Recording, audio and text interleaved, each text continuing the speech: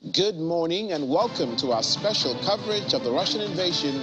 I'm Olumide Mykolayiv, in for your regular host, Ladia Kedeluale. The headlines. In a rare admission, Russia admits Kherson tense under shelling, asking residents to leave. Ukraine says 13 kamikaze drones shut down in Mykolayiv region early Wednesday morning. Ukraine moves to cut diplomatic ties with Iran over alleged weapons supply to Russia. Thank you so much for joining us this morning. The commander of the Russian forces in Ukraine says the situation in the southern city of Kherson is difficult and residents are to be evacuated. Speaking on Russian state TV, General Sergei Surovikin says Ukrainian troops using HIMARS rockets are hitting the city's infrastructure and housing, and adds that the Russian army will, above all, ensure the safe evacuation of the population. In his words, Kherson was the first big city to fall to the Russians back in February. Now, Ukrainian forces have been steadily taking back nearby territory. For the past few weeks, they have pushed as far as 30 kilometers south along the Dnieper, threatening to trap Russian troops.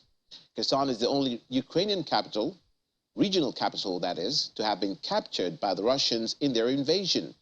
The Kremlin now claims Kherson and 3 other Ukrainian regions to be part of Russia, a claim rejected internationally. Well, General Sergei Surovikin's rare admission of big problems was echoed by a top local official. Russian-installed regional official Kirill Stremosov warned Kherson residents that in the very near future, Ukrainian troops would launch an attack on the city, adding that people on the river Dnieper's west bank, called Dnipro in Ukraine, are most at risk. This was also confirmed by the region's governor, Vladimir Saldo, who was also appointed by Russia. In a video message, the Moscow-supported chief says that some civilians will be evacuated. This situation now is threatening our citizens of Kherson region. So in these conditions, we made only the right decision, which can reduce the risk to civilians. I announce a voluntary relocation of residents of Berelavsky, Belozerski, Alexandrovsky districts. The whole of this process will be organized and free. I want to repeat that our army has the opportunities to repel any attack. But for the calmness of militaries, for them not to think there are civilians behind their backs, it needed to move them from districts that I need. We need to enable our militaries to perform their work with better quality and fewer losses of civilians.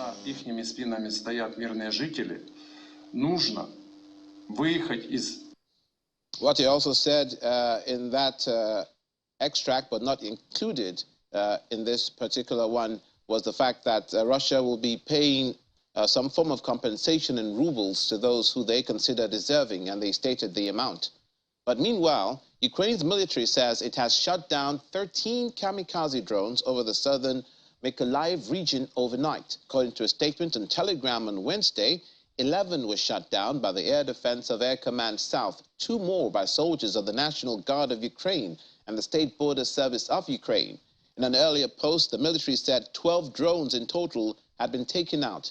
Ukraine has been facing wide assault on critical infrastructure and power sources this week, involving drones and cruise missiles. Unlike more traditional, larger and faster military drones that return to base after dropping missiles, kamikaze drones are designed to crash into a target and explode, detonating their warhead and destroying the drones in the process.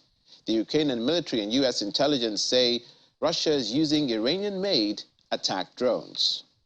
In the meantime, Ukraine's President Vladimir Zelensky says Russia's dependence on Iranian-made drones to attack Ukrainian targets exposes Russia as bankrupt politically and militarily. According to him, using Iranian weaponry amounts to an acknowledgement of failure for Moscow after decades of funding the Soviet and post-Soviet defense industry.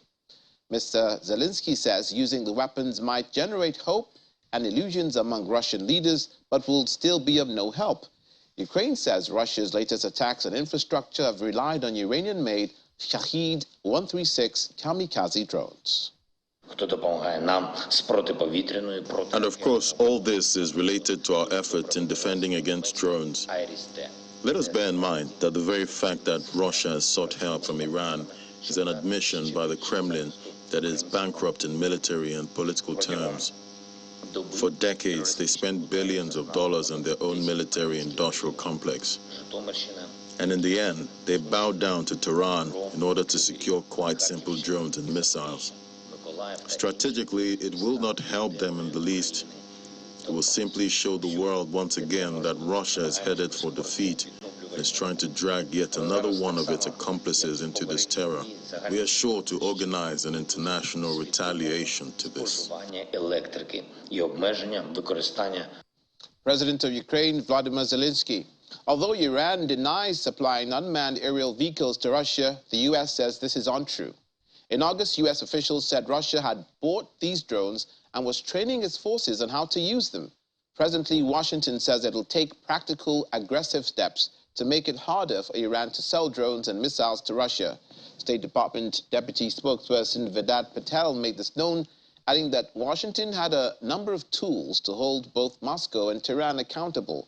Speaking at a daily press briefing, he did not provide further details on the steps, but pointed out that Washington has already used sanctions and export controls as a response.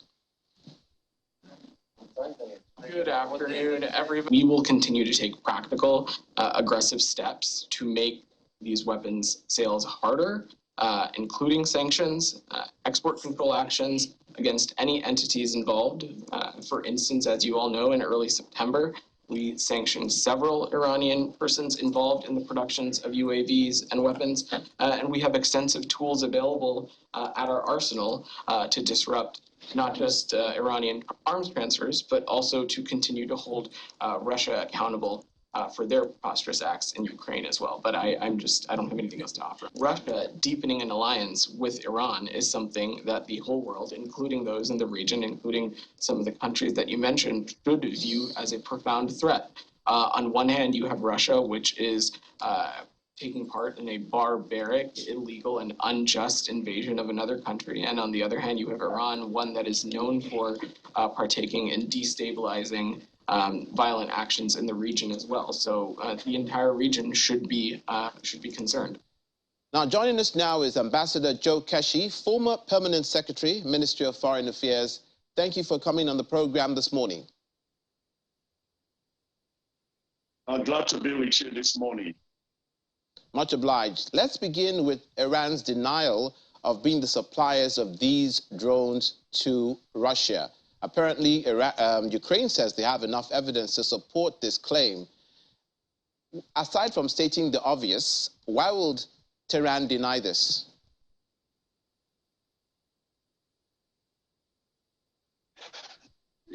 You know, obviously it pays them to deny it because they also are aware of the consequences of the war, discovering that they are assisting Russia to destroy, as it is, Ukraine. So they sold it. And by the way, this is not the first time it's been reported. I think this was reported months ago. And now that it's being utilized, it means that you can almost say that, yes, it's a confirmation of the fact that they sold it to Russia. And in the last couple of months since it was first reported, they've been training the Russians how to use the weapon. And we are seeing the outcome of the training, because now the Russians are using the weapon that was secured, certainly secured from Iran.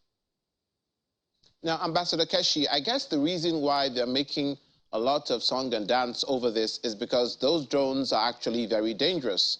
Though the president of Ukraine has said that it will not help Russia in the long term in the prosecution of the war.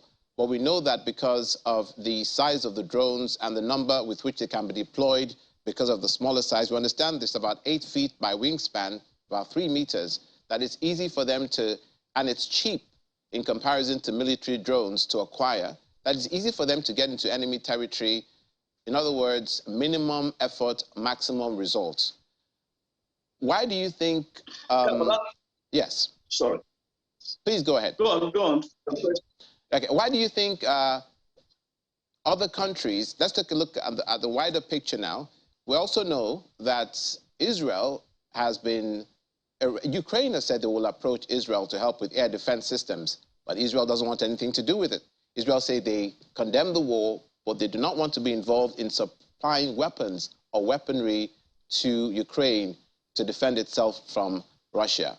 What's your reaction concerning the position of the countries supporting the Ukrainian effort, but not supporting them with weapons?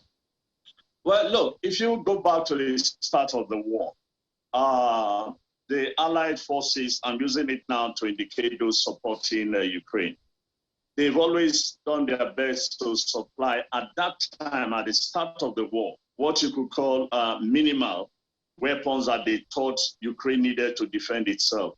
But as the war goes on and it escalates and they are beginning to see the amount of damages done to Iran, they have also improved and expanded the nature and the strength of the weapons they supply to Iran, which was responsible for some of the gains Iran has made in the last 2 weeks. And I can assure you this, that if the Israelis have the drone themselves, it's more powerful. I tell you, one way or the other, it will get to the Ukrainians. That's almost, as we say in this country, that's almost sure banker, because those who are supplying Ukraine weapons, have also very good military cooperation and relationship with Israel, and they are able to procure as well as Israel procuring from them. So there'll be some exchange, there'll be some procurement, and it will eventually get to Ukraine. There's no doubt about that in my mind. Ambassador Keshi, I understand your comparison using allied forces to describe the forces that are against the Ukraine war. That's in comparison to what happened in World War II. But the warmongers, or maybe I shouldn't call them warmongers, but people that are afraid that an escalation will lead to a world war, it's because obviously if you begin to supply weapons and if you begin to apply yourself militarily to aid Ukraine, then you are opening up yourself for a world war. What can the international community do, with your experience, to help nations who want to be involved in helping Ukraine, aside from the economic sanctions that they're doing, to try to convince Russia that this isn't the way to go? At this point, Lubide, I don't think anybody can convince the Russians or can convince the Russian President Putin. Look, it gets to a stage in a war like this. It is no longer the country, but the ego of the leader itself who wants victory. Because the consequences of failure for the president of Russia is very high. So for him, it is victory by all means. And if it means destroying the whole of Ukraine to secure victory, in my view, that is what he's going to do. What the international community could have done, that was not done at the start of the war, was to have mounted, serious diplomatic pressure to see whether they could have prevented the war in the first place. But that failed, and here we are seeing the consequences of the failure of that. That this war, except that a miracle happens along the way, this war is going to go on for a long time, and there's going to be victory today on one side and victory tomorrow on the other side, until somebody gets tired or some reasoning begins to creep in among the two forces. But as it is now, certainly the international community cannot do much in terms of stopping the war. As far as the situation in Kherson goes, that caused the... Okay, so Ambassador Keshi, as far as the situation in Kherson goes, that caused the military commander of the Russian forces in Ukraine to say that there was a situation of concern there, and it's an admission. Do you think that this will help the Russians in any way? No. Maybe you didn't hear me well. I said where we are today is no longer about the Russian interest. It's about the ego of the president of Russia. He cannot afford to lose this war one way or the other. He must see this war to its logical conclusion.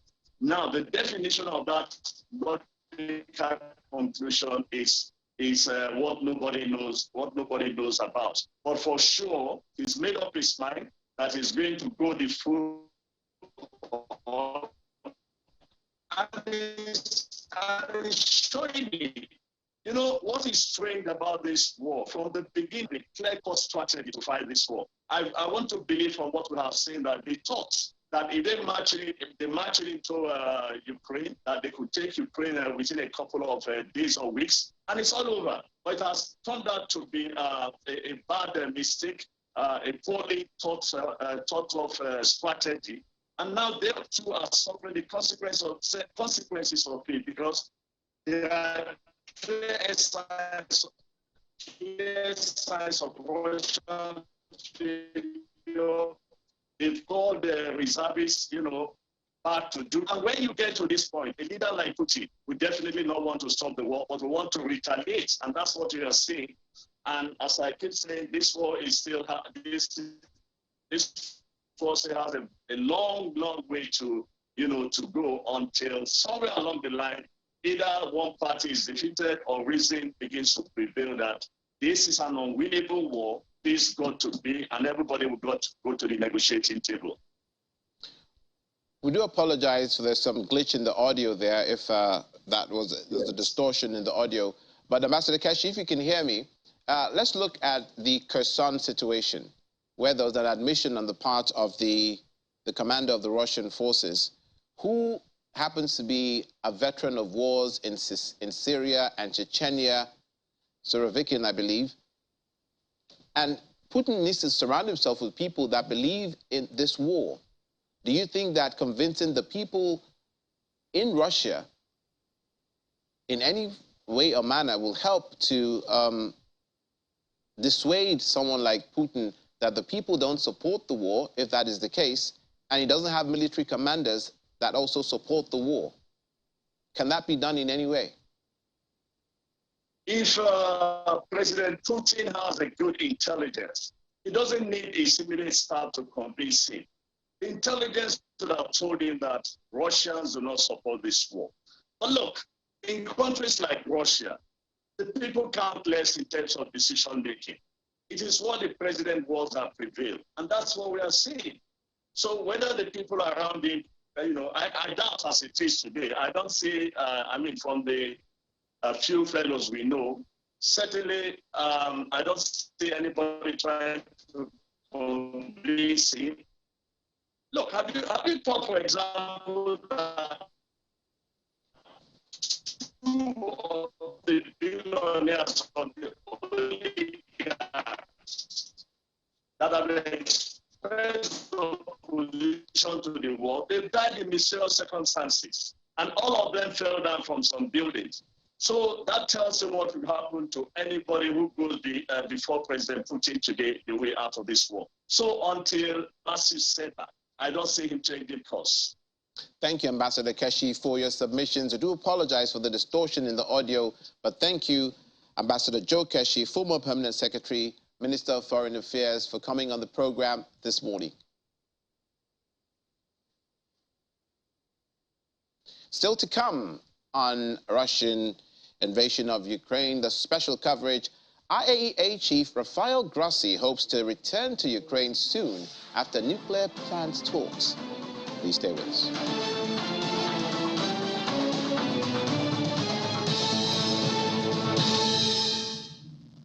Welcome back to our special coverage. The United States, France, and the UK are planning to discuss Iran's drone transfers to Russia at a closed UN Security Council meeting on Wednesday. The meeting comes as Russia has launched Iranian-made drones against Ukrainian cities and infrastructure, killing several people. The three countries have said that the transfer of Iranian-made drones is a violation of UN Security Council Resolution 2231, which restricts certain arms transfer to or from Iran, it's unclear whether they will raise the specific point in the meeting or move to snap back sanctions on Iran for the arms transfers.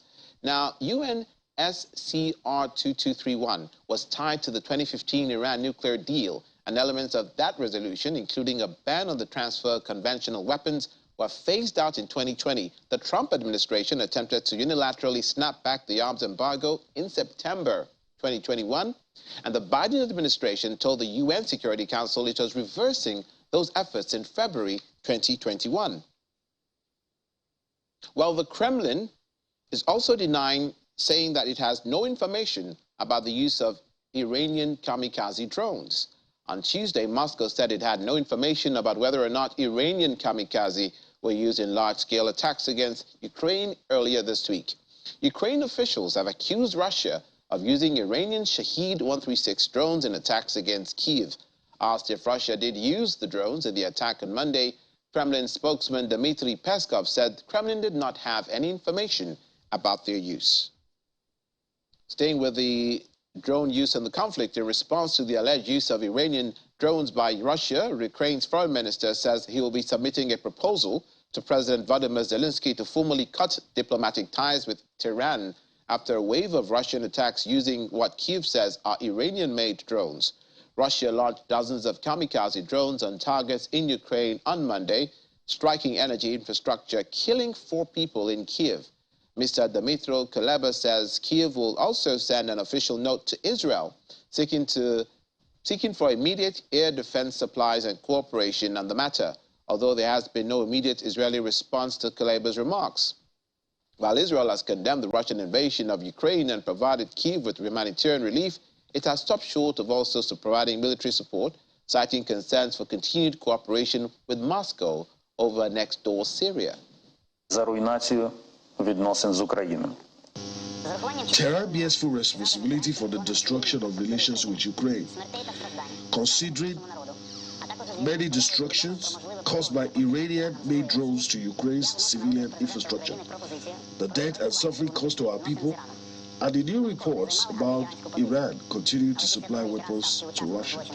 I'm submitting to the President of Ukraine a proposition to sever diplomatic ties with Iran. We never took an anti-Iranian stance, but after Iran became part of aggressive crimes and Russian crimes on our territory, we are taking a definite and honest position. Ukraine will send an official note to the government of Israel asking to immediately deliver air defense systems and begin quality cooperation so that Ukraine receives necessary equipment. In the meantime, the International Atomic Energy Agency's chief Rafael Grossi expects to return soon to Ukraine. This is coming amidst negotiations to establish a security protection zone around the Russian-occupied Zaporizhzhia nuclear power plant. Mr. Grossi has been the go-between from Moscow to Kyiv in an effort to establish a nuclear safety and security protection zone around the plant, which has been hit by power outages in the past weeks due to shelling of the site. Earlier on Tuesday, the IAEA said it was deeply concerned by the detention of 2 Ukrainian staff from the Zaporizhzhia plant, which is in one of 4 Ukrainian regions Russia has proclaimed as annexed, but only partly occupies. There is a possibility I will return to Ukraine and Russia. This is in fact what we have agreed in principle. At the moment, we are counting the consultations aimed at establishing the protection zone. This implies an interaction where I receive answers and reactions from the 2 sides, and I am looking for new ways to move forward. And for that, at some point, probably very soon, I will have to return.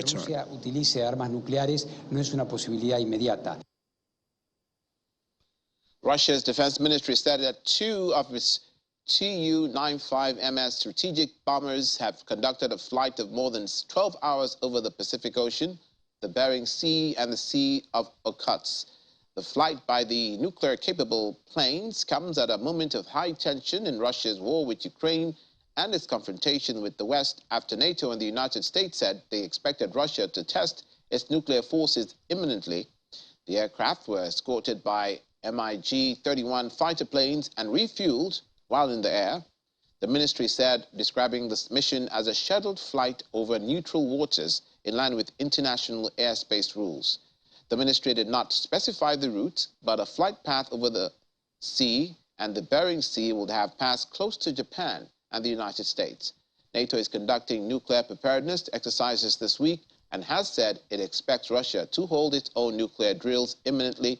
However, the Kremlin said earlier it had no information on that. U.S. officials have said they expect the Russian exercises to include the test launch of ballistic missiles. And as the drills go on, Russia continues to keep up strikes against military and energy infrastructure targets in Ukraine. The Russian Defense Ministry said in a statement the attacks were carried out with high-precision, long-range air and sea-based weapons. The targets were military command and energy infrastructure of Ukraine, as well as arsenals with ammunition and foreign-made weapons. Russian forces repeatedly attacked both towns, as Ukrainian President Vladimir Zelensky said heavy fighting is ongoing in the area. Russia has in recent days attacked Ukraine's civilian infrastructure, including energy facilities, after suffering a series of defeats on the battlefield in September.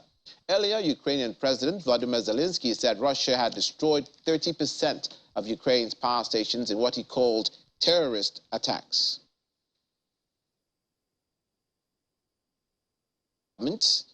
Has sacked its cybersecurity chief after reports of possible ties with Russian intelligence. An Interior Ministry spokesperson said that he had been relieved, that is, on Schonbaum, of his duties as president of the Federal Office for Information Security with immediate effect. Media outlets reported last week that he could have had contact with people involved with Russian security services through the Cybersecurity Council of Germany. The group brings together experts from public institutions and the private sector, and Schonbaum co-founded it in 2012. Media reports said one of its members is a German company that is a subsidiary of a Russian cybersecurity firm founded by a former KGB employee. The group, which describes itself as politically neutral, has rejected both connections as absurd. Schonbaum, who had been head of German cybersecurity agency since 2016, has not commented on the report so far, and there is no immediate word on who will succeed the 53-year-old. The death toll from a plane crash in the southern Russian town of Yeysk has risen to 15, with 25 others injured who remain in hospital. An Su-34 fighter bomber collided into a residential building on Monday evening in the coastal city, which is located close to Russian-occupied areas of Ukraine. The supersonic jet, which the Defense Ministry said was on a training flight, was seen on video footage speeding across the horizon on Monday with a fire in one engine before a blast and fireball engulfed the building in the city. Fire raged through several floors as what appeared to be ammunition exploded in the heat, to the shock of onlookers. The crew ejected shortly before the crash, and one was shown lying on a street, still attached to a parachute.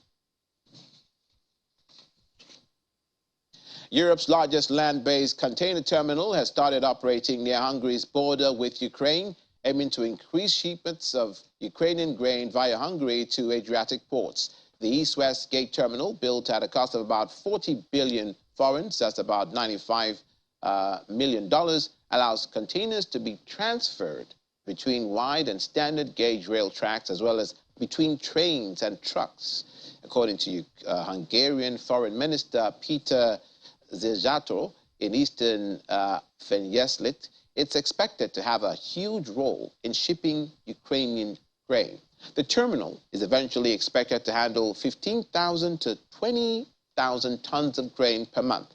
Ukraine is one of the world's biggest grain exporters, mainly by sea. Its exports were largely halted early in the conflict by a Russian de facto blockade, but that resumed under a deal brokered by the United Nations and Turkey. Exports in the first 17 days of this month reached 2.12 million tons, or just 2.4% lower than the same period last year, according to Ukrainian Agriculture Ministry data. However, Moscow has complained about the implementation of the grain deal and threatened to block its renewal next month. Meanwhile, the European Commission has proposed another set of emergency measures to tackle high energy prices, but steers clear of an immediate cap on gas prices as EU countries remain split over the idea. presented by EU Commission President Ursula von der Leyen at a news conference, the proposals include the EU launch a joint gas purchasing office. The measures did not include an immediate gas price cap, which most EU countries say they want. But the Commission asked for EU countries' approval of a draft proposal to set a temporary maximum dynamic price on trades at the tidal transfer facility, Dutch gas hub, which serves as a benchmark price for European gas trading. Thank you. We know that Europe's energy demand is very large, so it is logical that instead of outbidding each other, the member states and the energy companies should leverage their joint purchasing power. And for that, we propose today legal tools for pooling energy demand at European level. We need to tame the volatility and the extreme price hikes on the main European gas market, that is the so-called TTF. The TTF benchmark has been mainly designed for pipeline gas. But we all know that this market has dramatically changed. It has changed from pipeline initially to much more LNG by now. So more or less 2/3 of the Russian supply has been cut. And as you know, today we're taking a two-step approach. Today we're setting out a number of principles for this flexible or dynamic capping mechanism. It should be flexible enough to ensure security of supply, for example. It should be high enough that the market is functioning and the gas is flowing. And it should be wide enough that it is also covering the other benchmarks we have in the European Union. Ukrainians return home to their former frontline village to rebuild despite biting challenges facing them ahead of a cold winter.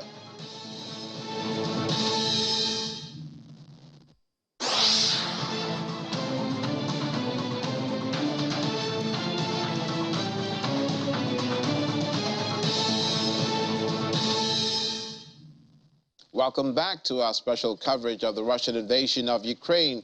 To another dimension of the conflict, the Russia Industry and Trade Ministry and the Mykolayiv Foundation are launching an accelerator to support small and medium-sized electronics design centers with a funding of, for 2022 and for 2023 in total, to total 1 billion rubles. The press service for the Ministry of Industry and Trade said in a statement on Tuesday.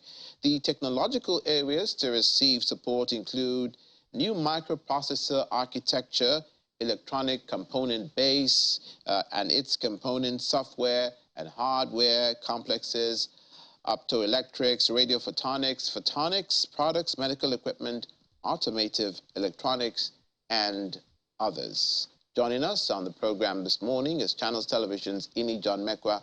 Ini, a very good morning to you. Good morning to you. How is this going to help the Russians? Yes, so it's going to really help them because what happened is when the war started and the sanctions came in, a lot of companies, especially ICT companies, technology, even some social media, they left the country. A lot of corporates left the country. And this has affected the way of living of a lot of Russians. And then sometimes they have repairs and things that have to do with technology. So they haven't been able to kind of recover from that. So what Russia as a government is trying to do now is to boost that sector domestically. So you have a lot of those technology, ICT, being taken care of by Russian, or at least Russians who are residents in Russia. So they're trying to boost that industry so that perhaps they will be able to fill in that gap and do all those production phones and software, especially software. That industry really almost like crashed when a lot of the foreigners who used to take care of it when they left. So they're just trying to build up that area and encourage Russians who are resident there to take care of it and take up the production. So this has arisen as a result of the collateral damage that comes with the prosecution of a war. Mm-hmm. How about the $23 billion, is it million, billion set aside for Russian aircraft. Yeah, it's the same. I mean, it's very interesting because, I mean, there are a lot of bad sentiments against Russia, understandably, because of the war. We see the lives lost. We see the property and everything going on in Ukraine. So obviously, people will not be happy with Russia. But, I mean, it looks like Russia has been very resilient, you know, economically and all of that. So with the sanctions came like almost a fall in the aviation sector in Russia, because most of the aircrafts they were using were foreign owned. A lot of them, I mean, the parts were from the Western world. So that sector almost collapsed also at the end or at the beginning of the war, because Russians seized the fleets that were in Russia that they could get their hands on, but whenever those things had a problem, they couldn't get the parts because the corporates did not want to interact or have transactions with Russia. So for instance, like their vehicle also, they also had that problem. So they had to start making their own ladder, a locally made car. So that's what they're trying to do now, is just to boost the aviation sector, get parts, be able to develop parts. And I mean, they've had this long plan of they will be able to build aircrafts in Russia, by Russian, from scratch to finish. So it's all to boost that, because Russia is very big, so a lot of their travels is done by air, you know. So I mean, it's really brought down traveling, transportation, trade, and that. So this is also supposed to help them.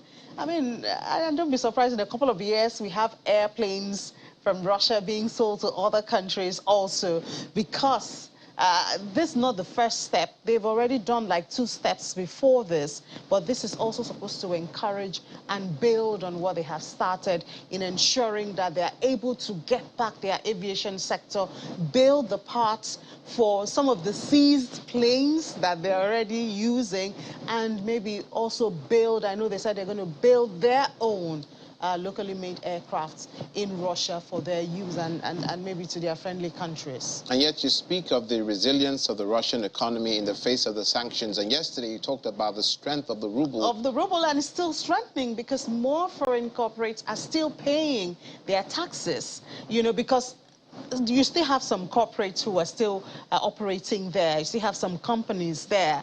You know, you still have some companies whose parent bodies are outside, you know, but they have their operations there. They have to pay taxes. And Russia has become very strict also. I think I saw where is it Netflix or so, has been fined some millions of dollars for not putting down whatever they have termed not suitable for Russians. So you still have those monies coming in, and to pay that money, you have to get hard currency like the dollar, and then you convert it to the ruble and pay to the Russian government. So that strengthens the ruble and makes them, you know, like almost not feeling the impact of the sanctions, even though there are some other talks that some of the numbers that we see, the inflation number, the GDP number that is being released, are not true. But I mean, we don't have any proof to that.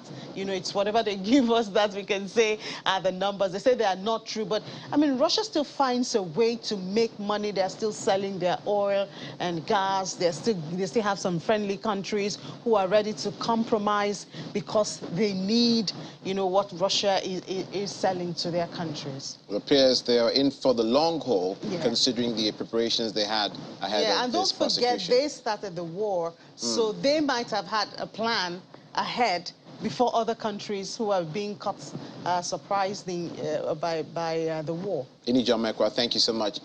Business Incorporated later in the morning. In the afternoon? In the afternoon, beg your pardon. Catch Ini then. Yeah, thank you so much. See you again. Yeah. Now, for more discussions, we are joined by Kumi Akinade, the principal consultant at SSNA Practice. That's the Secretary Soyuznik Alumni Association of Nigeria. alumni of graduates trained in higher institutions of countries of former Soviet Union. You're welcome to the program this morning. Yeah, good morning, sir. Right, let's get started with the drone attacks and the fact that we understand that Tehran has denied supplying the drones to Russia, and Russia in itself has also denied receiving weaponry from Iran. What do you make of this twin denial? Thank you. Like I was there some times back, I quite affirmed that this war is a proxy war. It's a global war beyond what we can comprehend. If we flash back a little bit, Russia is not a developing country. Any step Russia is taking, they are actually planned. Like earlier been mentioned, Russia started the invasion. So it wasn't something they just woke up. So they really planned it, and I guess even beyond 2014, that civil war has been happening in Ukraine. Tehran is supporting Russia. Perhaps it even goes beyond that. We're all aware the whole world is supporting Ukraine. And Russia has its own partners and allies too. So we'll still have a lot of information that will come up, but one way or the other, you will even discover that even there are claims that Al-Qaeda, ISIS are already even involved in the conflict. So the nest is quite wider than we may imagine. Initially, we're talking of wars that were counting days. Now we're counting months. I don't know how long it will take. And I don't think anybody knows that. And the fact that the discussions about the drones use against Ukraine has involved the US, France, as well as the UK means that it's possible that it can cause damage to the Ukrainian war efforts to repel the advancing of the Russian forces. Can you speak to that? Well, it's so difficult to actually say with certainty what is happening on the war front. Yeah, the war front, it includes the media. Yeah, you see there are more activities on the media side of the war than what's really on ground.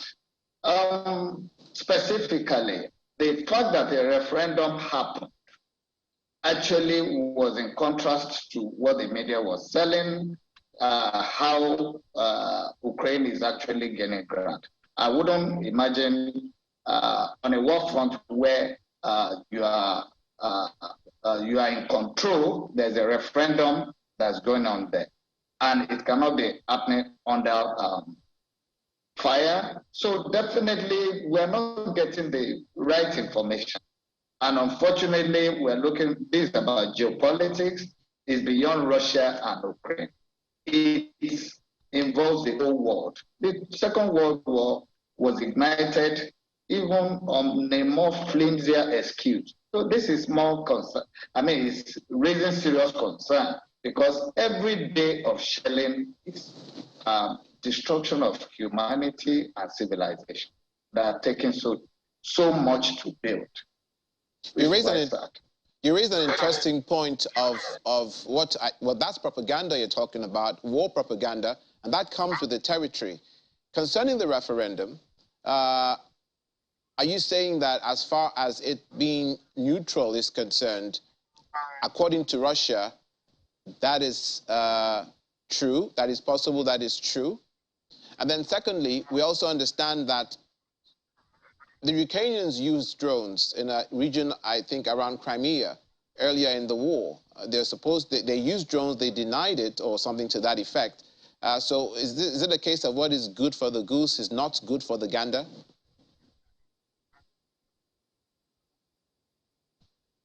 No, the questions are not very clear to me.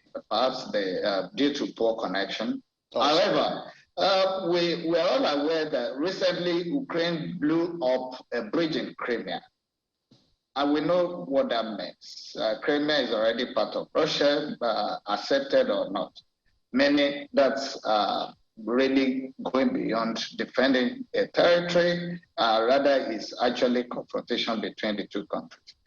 Well, there have always been denials in wars that, this happened, this has not happened.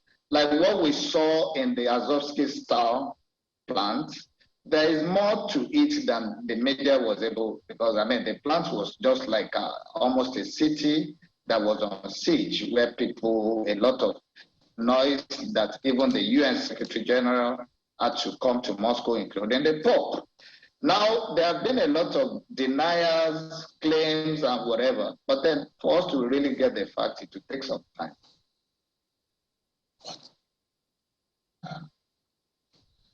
Thank you so much for speaking to us, Mr. Kumi Akinade of the Security CISNIC Alumni Association of Nigeria, on the program this morning.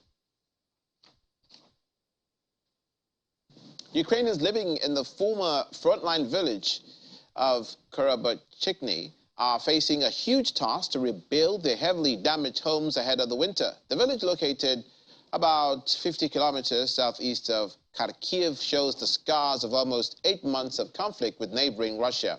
According to local officials, the village was shelled numerous times by the Russian military. Local residents say that while there is no electricity and gas, they still plan to rebuild.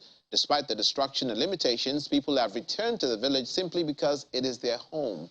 The Ukrainian government has urged citizens to stock up on warm clothes, candles, flashlights, and batteries for the winter ahead, given both the ongoing conflict and the international energy crisis. Authorities have also asked people to limit their use of energy, guzzling appliances like ovens, washing machines, or kettles during peak consumption times. There are plans to set up mobile heating stations in the streets in case people experience heating outages at home, and authorities have developed evacuation plans in case of critical energy facilities are hit. That's it on today's special coverage of Russian invasion of Ukraine. I'm Olumide Macaulay, in for your regular host, Ladia Kredu Ali. Thank you for watching. Do have a great day.